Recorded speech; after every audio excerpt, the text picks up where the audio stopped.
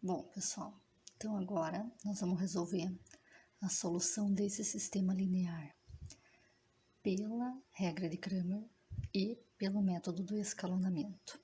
Vocês vão ver por que eu vou resolver pelas duas formas. Vou começar pela regra de Cramer, que é a regra que eu acho mais simples. Apesar de utilizar matrizes, como eu gosto de matrizes, né? Vou fazer pela regra de Cramer. Então, para solucionar esse sistema linear aqui, de 3 equações e 3 incógnitas, tem a incógnita x, y e z. Os números que acompanham x, y e z, eu chamo de coeficiente. São esses números que estão imediatamente à frente de x, y e z. Por exemplo, aqui o coeficiente é 1, porque não tem nada com o x. Aqui o coeficiente é o 2, aqui o coeficiente é 1 de novo, porque não tem ninguém com z, então é como se fosse 1z. Aqui o coeficiente é 4, o coeficiente do y é 3, o coeficiente do z aqui é 5, o coeficiente do x aqui é 3, do y aqui é 1 e o coeficiente do z aqui é 4. E esses números que não tem letra aqui, a gente chama de termos independentes. E a gente vai utilizar eles depois na regra de Cramer para calcular o x, o y e o z, que seria a solução do sistema, certo? Então, vamos lá. Primeira coisa que eu faço na regra de Cramer, eu vou calcular o D.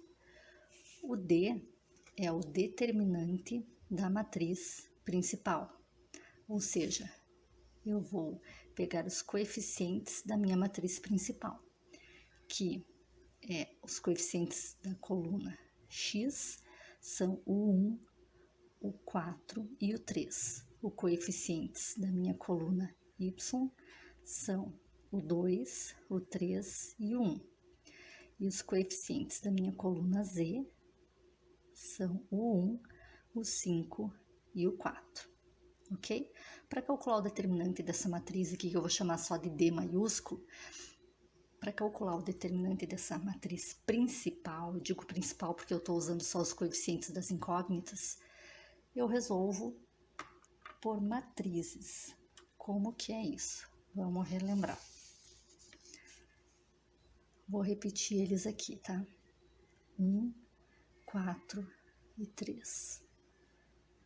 2, 3 e 1. 1, 5 e 4. Repito as duas primeiras colunas. 1, 4 e 3. 2, 3 e 1. E agora eu vou multiplicar a diagonal principal. Quem que é a diagonal principal? Essa daqui é uma diagonal principal, ó. 1, 3 e 4. Multiplico todos esses elementos. 1 vezes 3 vezes 4 vai dar 12. Positivo. Multiplico 2 com 5 e o 3. 2 vezes 5 dá 10. 10 vezes 3, 30.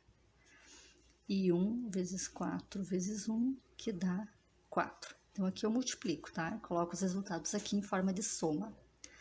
Agora, a minha matriz secundária, a diagonal secundária, seria essas daqui. Essa daqui é uma diagonal secundária. Aí, eu multiplico também todos os números dela. 4 vezes 4 dá 16, 16 vezes 2, 32. Daria 32 positivo. Mas como é a diagonal secundária que eu estou multiplicando, eu vou trocar o sinal. Então, coloco menos na frente. Tá? Então, toda diagonal secundária, quando tu multiplica, troca o sinal. O que era positivo fica negativo, o que era negativo fica positivo. Tá? Então, é troca de sinal. Agora, essa diagonal secundária, 1 vezes 1 vezes 5, que dá 5, positivo, mas eu tenho que trocar de sinal, tá? Sempre troca sinal na diagonal secundária. E 3 vezes 3 vezes 1, que dá 9, positivo, como eu tenho que trocar de sinal, 9, negativo. Agora eu vou fazer essa soma aqui. Devo 9, devo 5 e devo 32, devo 32, 41, devo 46. E aqui, 12 mais 30 dá 42, mais 4, 46. Devo 46 e tenho 46, vou ficar com 0. Então, o determinante da minha matriz principal aqui é o 0. Tá? Este D aqui, determinante da minha matriz principal. Agora, vamos calcular o determinante de x, de y e de z. O que é isso?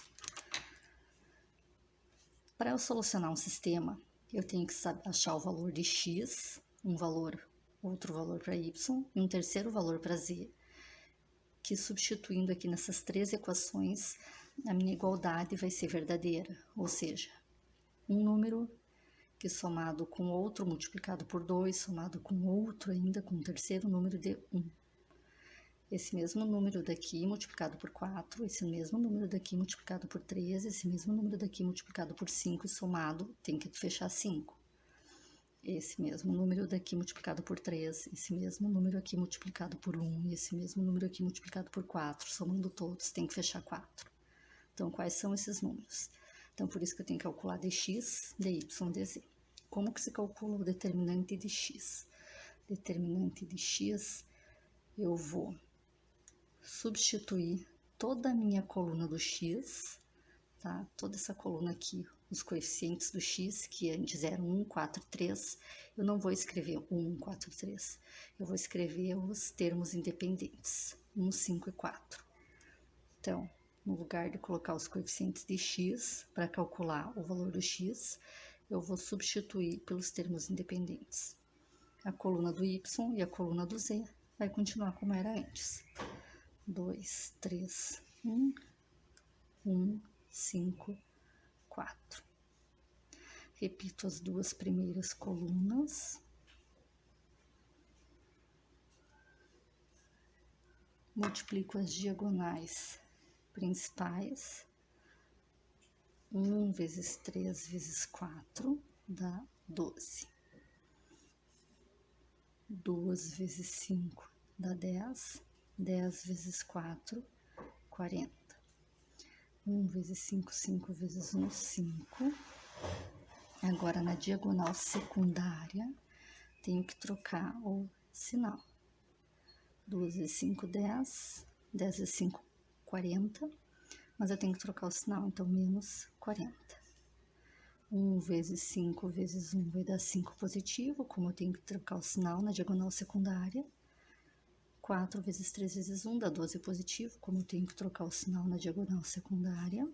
Então, vai ficar, esse 12 anula com esse 5 anula com esse, um é positivo, outro é negativo, esse 40 anula com esse, vai zerar.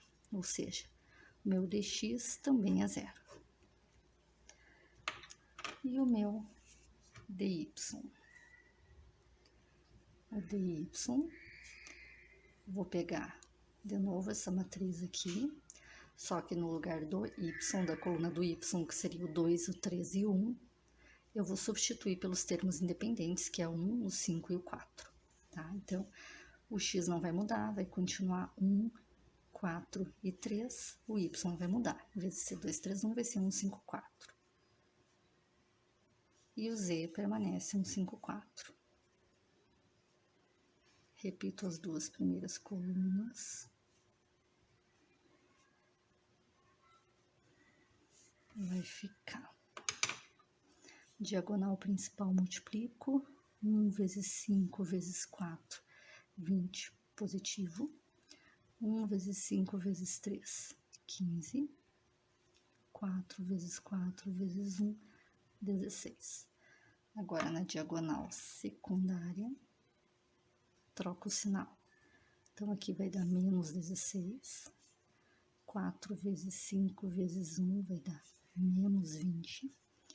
3 vezes 5 vezes 1 daria 15 positivo, mas como tem que trocar de sinal, 15 negativo. Negativo com positivo vai zerar, então zerou de novo. Meu d de y também é zero. O último, que é a D determinante da minha coluna Z. Ou seja, aqui na minha matriz principal, em vez de eu pegar toda a coluna Z, que é 1, 5, 4, eu vou substituir ela pelos termos independentes, que é 1, 5 e 4, que não mudou, né? Com o mesmo valor. Por coincidência, ficou o mesmo valor. 1, 4, 3, 2, 3, 1, que é a coluna do Y, e a coluna do Z, que vão ser os termos independentes. 1, 5, 4. Podem reparar que, como a coluna do Z é a mesma que os termos independentes, vai fechar igualzinho a esse, ó. 1, 4, 3, 1, 4, 3, 2, 3, 1, 2, 3, 1, 1, 5, 4, 1, 5, 4. Então, consequentemente, vai dar 0 também, né? Nossa, vamos repetir aqui.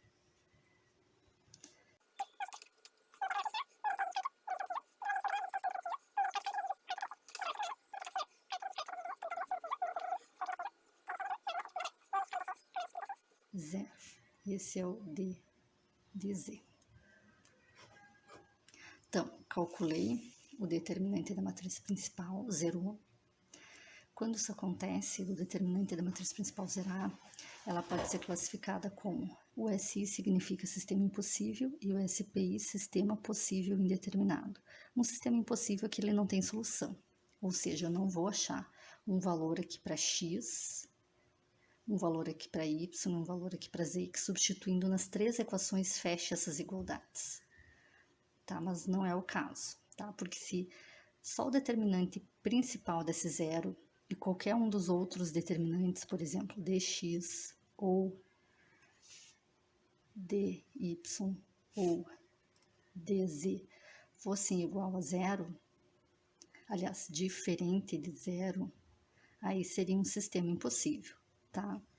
Além do determinante ser igual a zero, qualquer um dos outros três determinantes diferente de zero é impossível, tá? Impossível de se resolver isso daqui. Mas não é o caso. Aqui é um sistema possível indeterminado. Por quê? Porque o determinante principal deu zero e os outros determinantes, que a gente chama de dx, dy e dz, também deu zero. Então, deu tudo zero. Aí é um sistema possível indeterminado, ou seja, existem vários valores para x, vários valores para y e vários valores para z, que substituindo aqui fechem essas igualdades. Não existe um valor só, existem vários. Então, qual que é a solução do sistema? Eu, pela regra de Cramer, eu só consigo determinar isso, se ele é impossível, possível indeterminado, ou ainda se ele fosse um sistema possível determinado, se o determinante da matriz principal fosse diferente de zero, aí ele teria uma única solução para x, y, z, que eu conseguiria determinar calculando assim por matriz também. Mas, como ele deu um sistema possível indeterminado, eu não consigo calcular pela regra de Cramer. Os valores de x, y e z eu tenho que fazer por escalonamento para saber quais valores, né, que eu vou colocar aqui para x, y e z, o que vai tornar essas igualdades das três equações verdadeiras. Então, isso a gente vai ver num próximo vídeo, para esse vídeo aqui não ficar muito longo, tá?